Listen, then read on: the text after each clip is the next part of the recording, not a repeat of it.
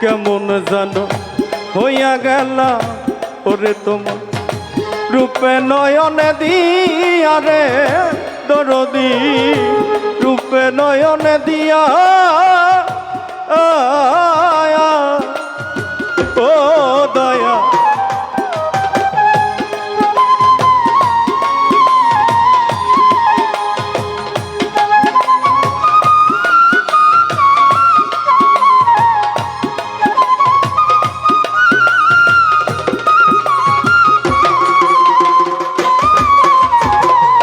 কেমন জানো হইয়া গেলাম রে কালুসা নয়নে ডুব দিয়া রে দরদি নয়নে ডুব দিয়া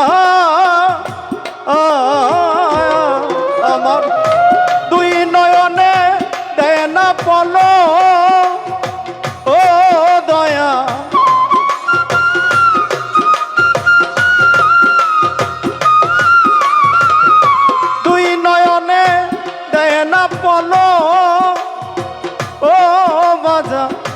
তোমারে হারায়ার দরদি থাকব রে তোর চরণ দাসী হই আমার জনমে জনমে রে দরদি থাকব রে তোর চরণ দাসী হইয়া।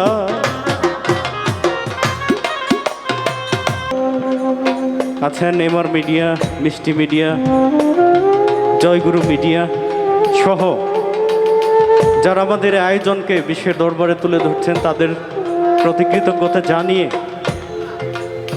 আমি আপনাদের সাথে একটু বেয়াদবি করব। দয়া করে আমাকে একটু হাত তুলে দেখাবেন আপনারা কে কে একটু বায়াত হয়েছেন। প্লিজ বাজান একটু দেখাবেন কে কে বায়াত হয়েছেন। আলহামদুলিল্লাহ, অনেক ধন্যবাদ আপনাদের সকলকে। এক লোক চুরি করত, বিভিন্ন জায়গায় চুরি করে ধরা খেয়ে অনেক মার টার খেয়েছেন। হঠাৎ করে সে একটা বুদ্ধি বের করলো, তার চোরের ধরনটা পাল্টাবেন। এখন আর মানুষের বাড়ি বাড়ি গিয়ে চুরি করেন না, খোঁজ রাখেন কোথায় মানুষ মারা গেছেন। একটা মানুষ যখন মারা যায়, যখন তাকে দাফন করা হয়, ওই চোরটা রাতের বেলায় গিয়ে তার কবর খোঁড়ে কাফনের কাফন চুরি করে বাজারে নিয়ে বিক্রি করে। এইভাবে দীর্ঘদিন যাবৎ চুরি করতে থাকে। পাশের গ্রামে একজন পীর তার এক ভক্তকে ডেকে বলেন, বাবা ওই গ্রামে একটা লোক আছে, তুমি তাকে একটু দাওয়াত দিবে আমার কথা বলে, যে কোনো মূল্যে তাকে নিয়ে আসবা, তার সাথে বসে একবেলা ভাত খাবো।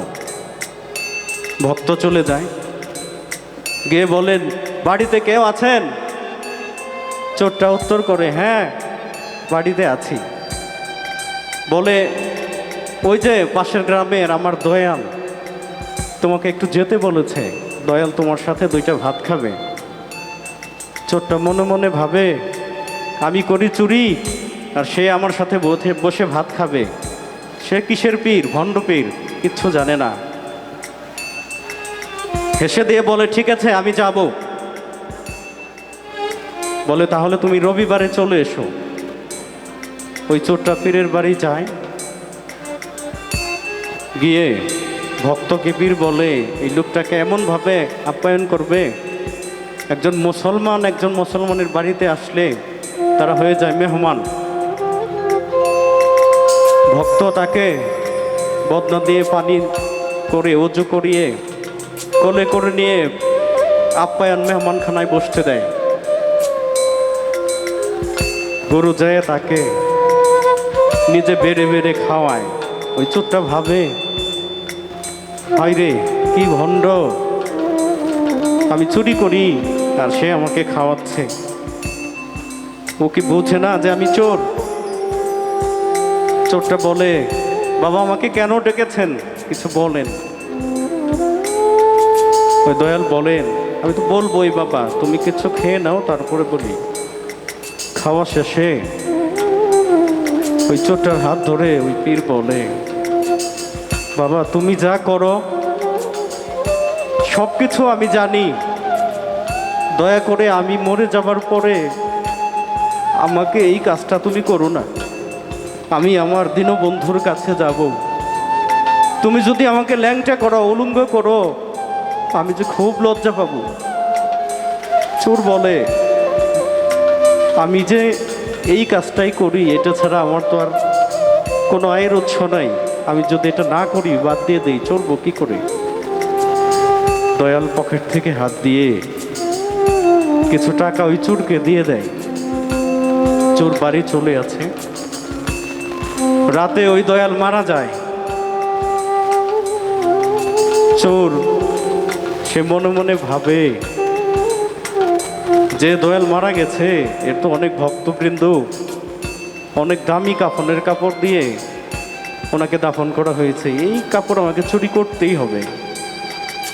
চোর যখন রেডি হয়, চোরের স্ত্রী তাকে বাধা দেয়, ওই দয়াল খুব ভালো মানুষ, তুমি ওনার এই কাজটা করো না।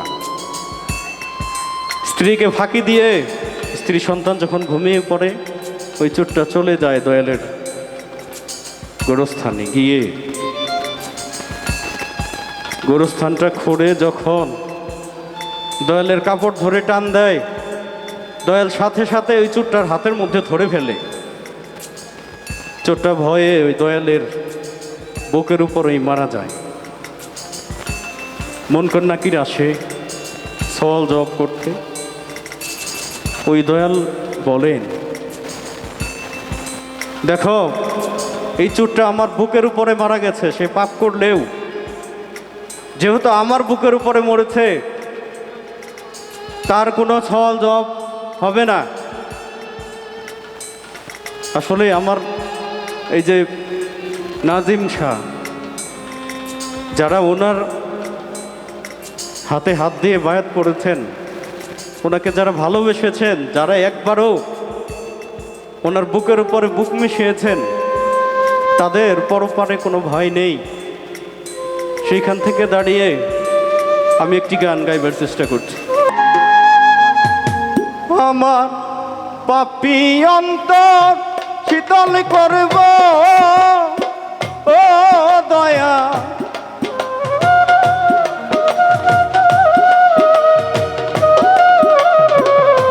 পাপী অন্তর শীতল করব ও দয়া, তোমার চরণে পায়ার দরদি থাকব রে, তোর চরণে দাসী হই আমার জনমে জনমের নাজিম চা, থাকব রে তোর চরণে দাসী হইয়া।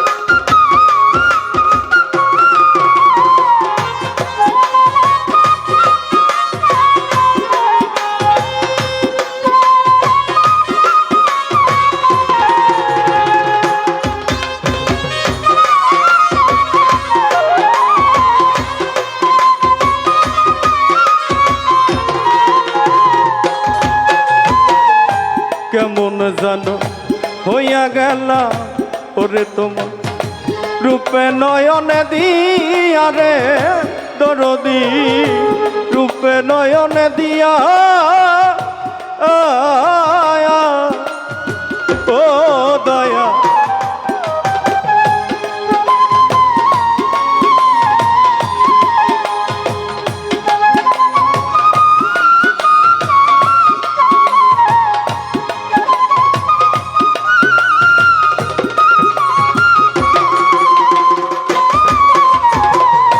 কেমন জানো হইয়া গেলাম রে কালুসা নয়নে ডুব দিয়া রে দরদি নয়নে ডুব দিয়া আমার দুই নয়নে দেয় না পলো ও দয়া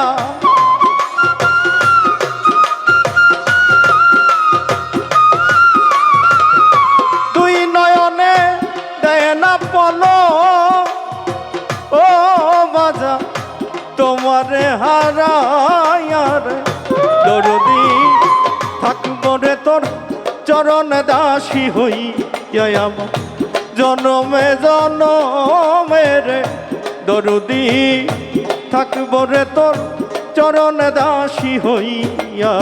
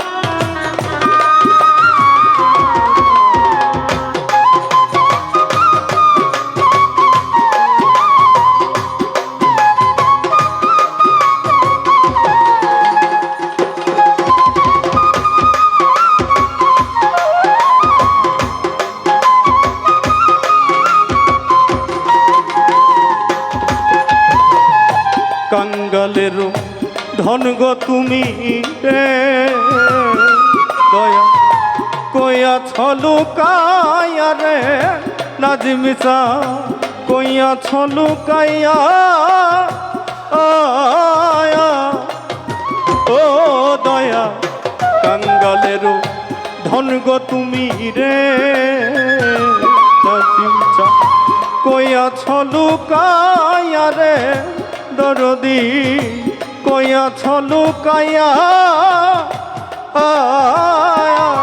ওরে আমি দাসী আছি তোমার ও দয়া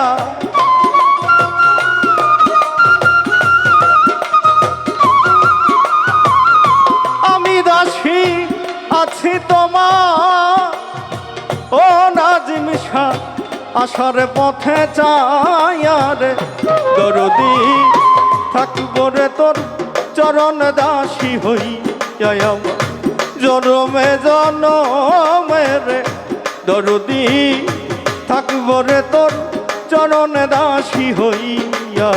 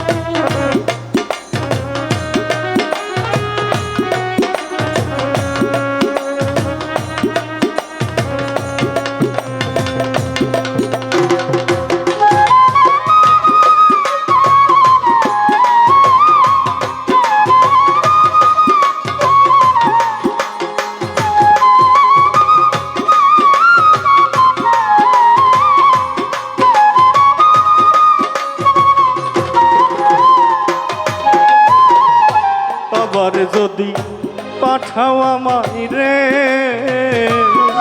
দয়া পুনর্জন্ম দিয়া রে দরদি পুনর্জন্ম দিয়া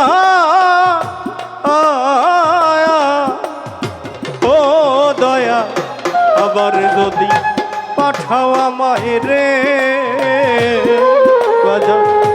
পুনর্জন্ম দিয়া রে দরদি পুনর্জন্ম দিয়া বাউল খাদেমেরি এই মিনতি ও দয়া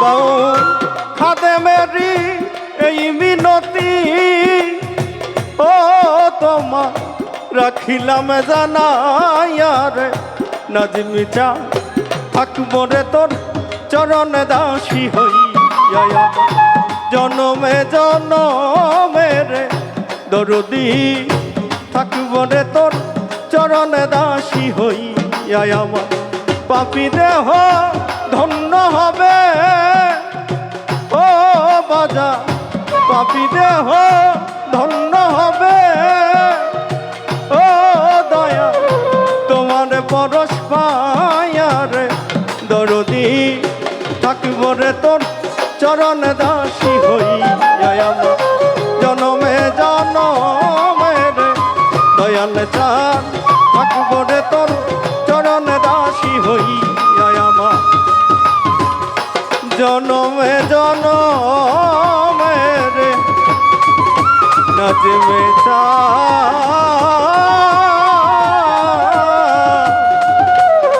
কানু সাবাজা